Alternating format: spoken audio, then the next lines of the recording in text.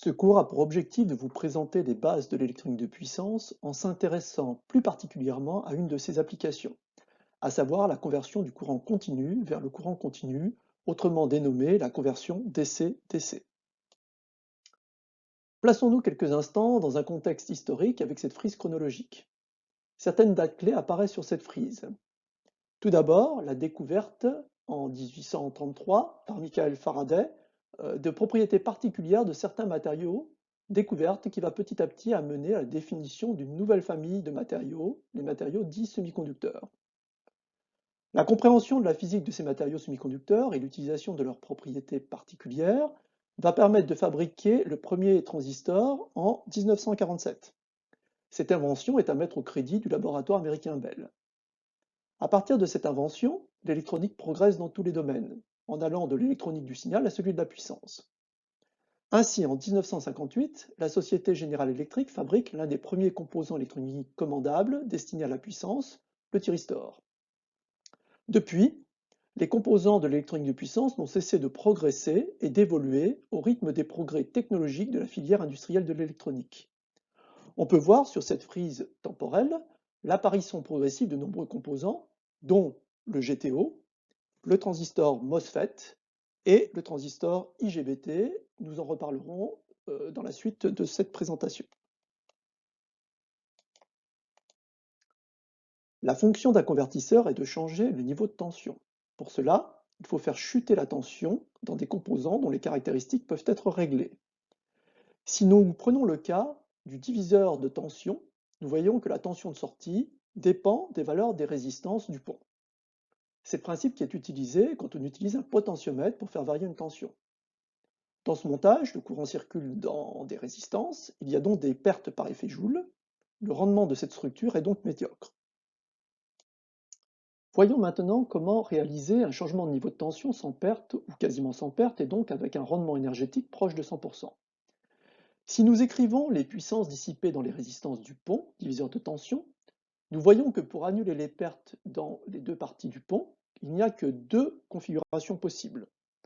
Soit V1 égale V2 et I1 égale I2, soit V2 égale 0 et I1 égale 0. Ces deux configurations sont représentées ici et ici. On voit donc que pour obtenir des pertes nulles, il faut remplacer les deux dipôles résistifs par des interrupteurs parfaits. La brique de base, réalisée à l'aide de deux interrupteurs, s'appelle en électronique de puissance la cellule de commutation. La cellule de commutation est composée de deux interrupteurs dont la commande est complémentaire. Cette commande complémentaire est représentée en vert sur le schéma. On voit apparaître une seule commande logique et deux portes logiques, dont l'une est sans action sur le signal logique et l'autre, étant une porte inverseuse, elle fournit le complément logique de la commande. En effet, si les deux interrupteurs étaient fermés simultanément, un court-circuit apparaîtrait sur la source d'entrée. La cellule de commutation est associée à deux composants de filtrage, une capacité dite de découplage en entrée et une inductance dite de lissage en sortie. Cette structure est classiquement appelée bras de pont, demi-pont ou half-bridge. Cette diapositive décompose le fonctionnement de la cellule de commutation. Dans un premier temps, le signal de commande est à 1. L'interrupteur du haut est donc fermé, l'interrupteur du bas est ouvert. Le courant circule donc de la source vers la charge et nous obtenons une tension de sortie V2 égale à VDC et l'inductance se charge pendant cette phase de fonctionnement. Dans la seconde phase, le signal de commande est à 0, l'interrupteur du bas est donc fermé, l'interrupteur du haut est ouvert. Le courant va donc circuler de l'inductance vers la charge en passant par l'interrupteur fermé. Cette phase est appelée phase de roue libre. Durant cette phase, la tension de sortie V2 est nulle et l'inductance se décharge. Si la séquence précédente est réalisée périodiquement à une fréquence appelée fréquence de commutation ou fréquence de découpage, les formes d'ondes vont se répéter à la fréquence Fd. Les courants et tensions sont donc périodiques de période t. Alors pour calculer facilement, je dirais, les tensions et courants d'entrée et de sortie, on peut remarquer que la tension de sortie, par exemple V2, est égale à la multiplication du signal de commande vert par la tension d'entrée, ici VDC. Pour régler la tension de sortie de cette cellule de commutation, on va faire varier la durée du niveau 1 du signal de commande vis-à-vis du niveau 0. La durée de l'état 1 est matérialisée par la notion de rapport cyclique qui s'exprime comme la durée de l'état 1 divisée par la période de répétition du signal. Le rapport cyclique est compris entre 0 et 1. On peut calculer la valeur moyenne de la tension de sortie en calculant l'aire du créneau de tension généré par le convertisseur et en divisant par la période.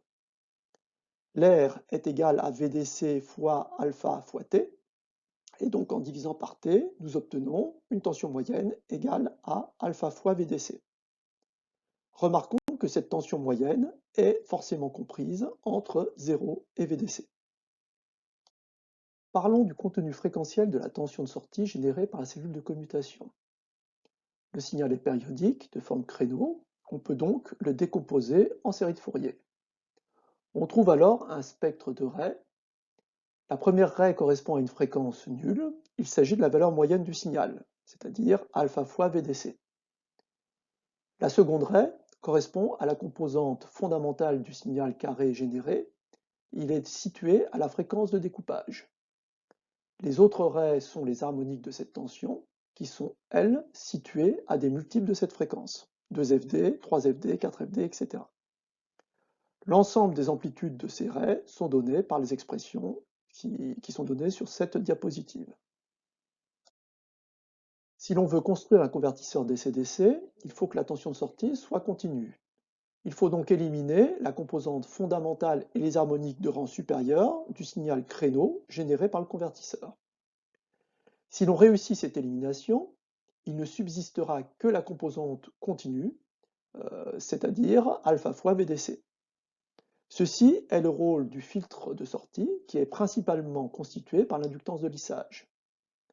Les éléments du filtre de sortie doivent jouer le rôle de filtre passe-bas en éliminant les composantes à la fréquence de découpage et à ses multiples. Si cette élimination est parfaite, la tension de sortie Vs est parfaitement continue, égale à la tension moyenne du signal de sortie V2.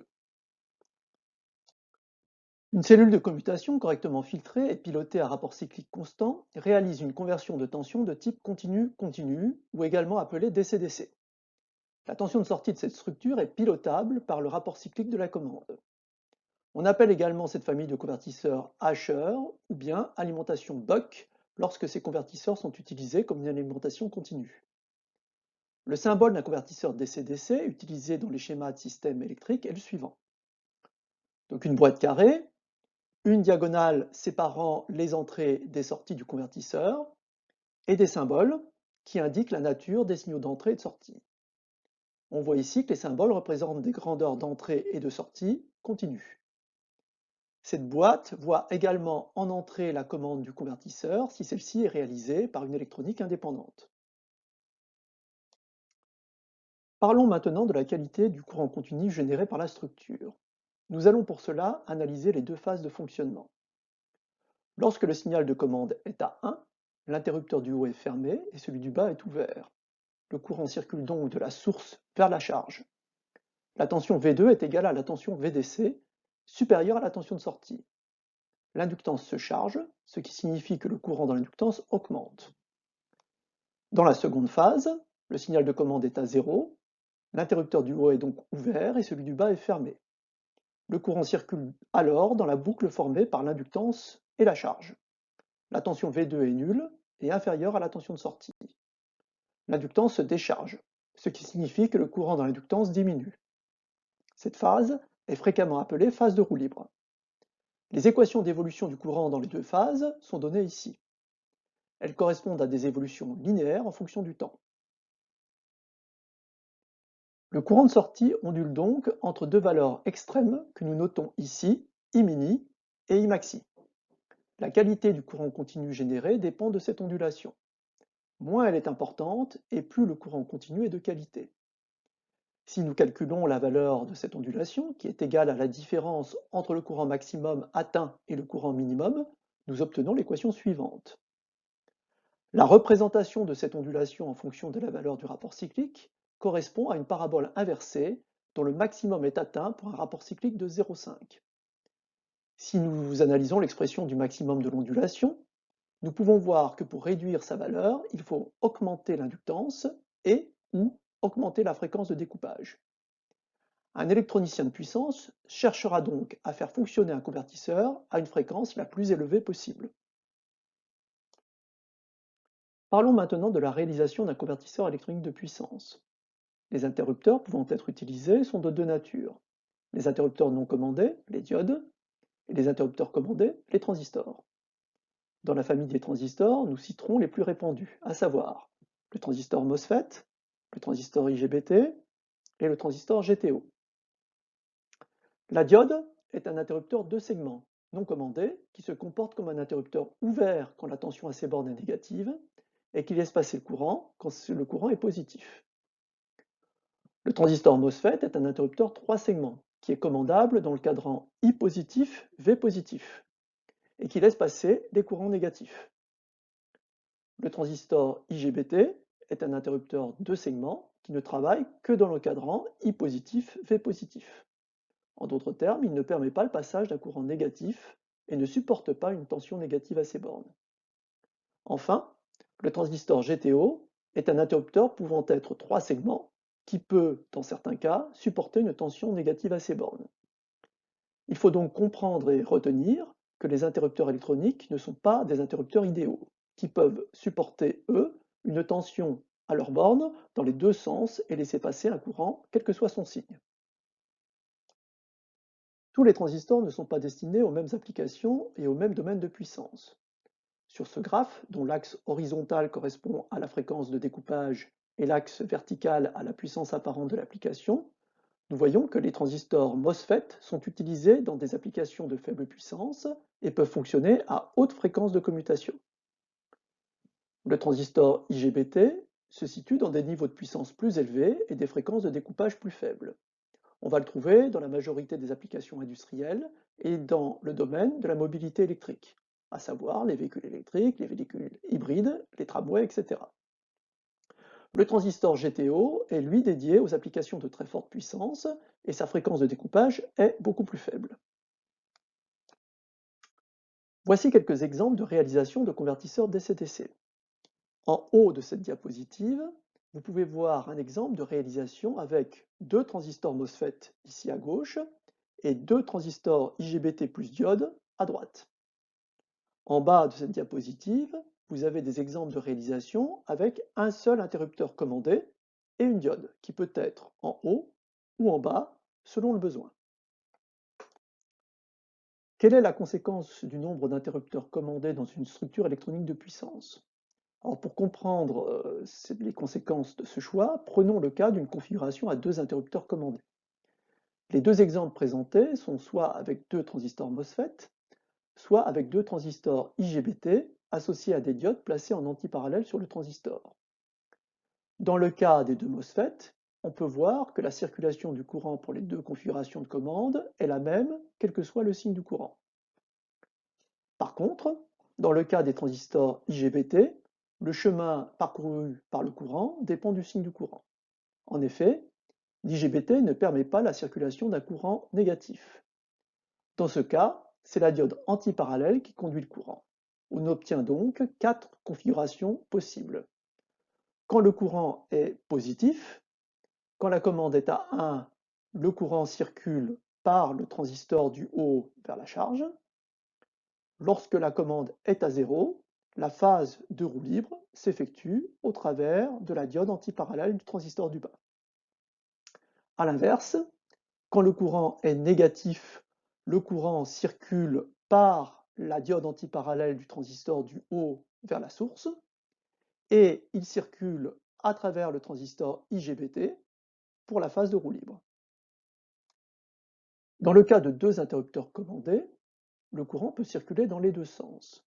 Cependant, la tension de sortie, qui est égale à alpha fois la tension d'entrée VDC, ne peut pas changer de signe. Les tensions et courants de sortie ne peuvent donc varier que dans les cadrans 1 et 2 de la caractéristique donnant la tension de sortie en fonction du courant de sortie. On dit que le convertisseur DC-DC est 2 cadrans, également notés 2Q. Dans le cas d'une structure à un seul interrupteur commandé, on peut voir sur ces figures que le courant ne peut circuler que dans un seul sens. En effet, la diode ne laisse circuler le courant que de l'anode vers la cathode, ce qui rend impossible le changement de sens du courant dans cette structure. Un convertisseur à un seul interrupteur commandé ne peut donc atteindre en sortie que les points situés dans le cadran 1 de la caractéristique de sortie tension en fonction du courant. On dit que le convertisseur DC-DC est un cadran, également noté 1Q. Dans certaines applications, le concepteur souhaite pouvoir générer des tensions positives et négatives. Pour obtenir cette fonctionnalité, il est nécessaire d'utiliser deux convertisseurs de cadrans comme représenté ici. Le premier convertisseur est commandé avec un rapport cyclique alpha, il génère donc une tension alpha fois VDC. Le second est commandé avec un rapport cyclique 1 alpha, sa tension de sortie est donc 1 alpha VDC. La sortie de cet ensemble est différentielle, c'est-à-dire que la charge est branchée entre les deux sorties des deux convertisseurs. On obtient alors une tension de sortie continue qui est égale à la différence des deux tensions, soit 2 alpha moins 1 VDC. Le rapport cyclique alpha étant compris entre 0 et 1, la tension de sortie Vs est comprise entre moins VDC et plus VDC. On peut donc générer des tensions négatives. Les deux convertisseurs précédents possédaient leur propre filtre. Ces filtres peuvent être mis en commun en rassemblant par exemple les deux inductances précédentes. On obtient alors la structure suivante, dénommée également pont H ou full bridge. Sa représentation symbolique est donnée ici à droite avec les deux commandes permettant de contrôler le système. Les tensions négatives étant désormais accessibles avec ce convertisseur, nous pouvons atteindre en sortie tous les cadrans de fonctionnement dans le plan tension de sortie en fonction du courant de sortie. On dit que le convertisseur est 4 cadrans, également notés 4Q. Voici les 4 configurations possibles selon l'état des signaux de commande des deux bras du convertisseur. L'ensemble de ces configurations sont notées ici dans ce tableau, à savoir 00, 01, 11 ou 10. L'état 00 est caractérisé par une tension de sortie VDIF égale à 0, qui correspond à une phase de roue libre. L'état 1,0 permet de générer une tension de sortie VDIF égale à VDC. L'état 1,1 est également une phase de roue libre qui est cette fois assurée par les interrupteurs du haut de la structure. L'état 0,1 permet lui de générer une tension de sortie VDIF égale à moins VDC. Voici deux exemples de réalisation d'un hacheur 4 cadrans. Le premier utilise des transistors MOSFET, le second des transistors IGBT. Comme le courant dans les interrupteurs doit pouvoir circuler dans les deux sens dans un hacheur 4 cadrans, il faut obligatoirement associer aux IGBT des diodes antiparallèles qu'on peut voir sur ce schéma. Intéressons-nous maintenant à la qualité du courant continu généré par cette structure de conversion 4 cadrans. Nous devons pour cela différencier les résultats selon la stratégie de commande utilisée. En effet, les impulsions de commande de rapport cyclique alpha et 1 alpha peuvent être générées de façon complémentaire ou être imbriquées comme montré sur ces figures. Pour la commande complémentaire, l'état 1 de la seconde commande est complémentaire de l'état 0 de la première et réciproquement pour l'état 0. Pour la commande imbriquée, les impulsions de commande sont centrées l'une par rapport à l'autre, comme montré ici. Pour la commande complémentaire, seuls deux états des commandes sont accessibles, à savoir l'état 0,1 et l'état 1,0. La structure génère donc des créneaux de tension variant de plus VDC à moins VDC. L'ondulation du courant pour la commande complémentaire est donnée par cette équation. Son évolution est de forme parabolique en fonction du rapport cyclique et sa valeur maximale est donnée par l'expression qui est donnée ici. Pour la commande imbriquée, les 4 états de commande sont accessibles. Les phases de roue libre sont donc utilisées. La structure génère des créneaux de tension variant selon le rapport cyclique de -VDC à 0 ou plus VDC à 0. L'ondulation de courant, en fonction du rapport cyclique, dont l'expression est donnée ici, a la forme de 2 paraboles dont l'amplitude maximale à fréquence et à inductance donnée est 4 fois plus faible que dans le cas de la commande complémentaire. Cette technique de commande est donc à privilégier pour améliorer la qualité des courants de sortie. Les signaux de commande d'un convertisseur électronique de puissance, de fréquence de découpage fixée FD et de rapport cyclique réglable sont nommés signaux EMELI, ce qui signifie modulation de largeur d'impulsion, ou bien PWM signifiant Pulse Width Modulation. Les modes de réalisation de ces commandes peuvent être analogiques ou numériques. Dans les deux cas, on génère un signal de référence de forme triangulaire ou en dents de scie, de fréquence fixe égale à la fréquence de découpage souhaitée. Ce signal de référence sera nommé porteuse. Le signal de consigne de rapport cyclique est alors comparé à ce signal de référence et donne un 1 logique s'il est supérieur au signal de référence et 0 logique s'il est inférieur. On utilise pour cela un comparateur logique qui est représenté ici et ici. Vous pouvez voir sur cette diapositive les exemples de fonctionnement pour deux formes de porteuses. Vous constatez que dans les deux configurations, quand le signal de référence alpha est supérieur à la porteuse, la commande passe à 1 et à 0 quand il est inférieur. Notez également que les largeurs d'impulsion sont les mêmes pour les deux formes de porteuses.